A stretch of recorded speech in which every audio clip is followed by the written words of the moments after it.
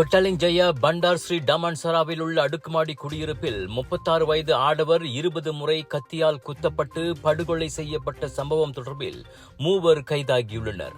உளவு பார்த்ததன் பலனாக அடுக்குமாடி குடியிருப்பில் சோதனை நடத்தி 50 முதல் 61 வயது வரையிலான 3 கைது செய்ததாக பிட்டலிஞ்சய போலீஸ் துணைத் தலைவர் சூப்பரிண்டென்டன்ட் எம். உசேன் சொலாஹுடின் ஜொல்கிஃப்லி தெரிவித்தார். 3 ஒரே வீட்டில் தங்கியிருப்பவர்கள். அவர்களில் ஒருவன் தான் அப்படுகொலையில் சம்பந்தப்பட்டிருப்பது தொடக்க கட்ட விசாரணையில் கண்டறியப்பட்டது.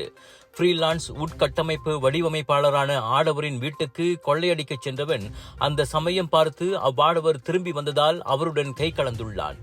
அதன்போது கத்தியால் சரமாரியாக குத்திவிட்டு அவன் தப்பியோடினான்.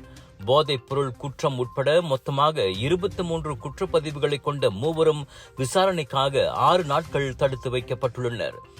பெர்சியாரன் மராந்தியில் தனியாக வசித்து வந்த அவ்வாடவர் திங்கட்கிழமை அதிகாலை வயிறு, கை மணிக்கட்டு, தலை உள்ளிட்ட இடங்களில் 20 கத்திக்குத்து காயங்களுடன் இறந்து கிடந்தார்.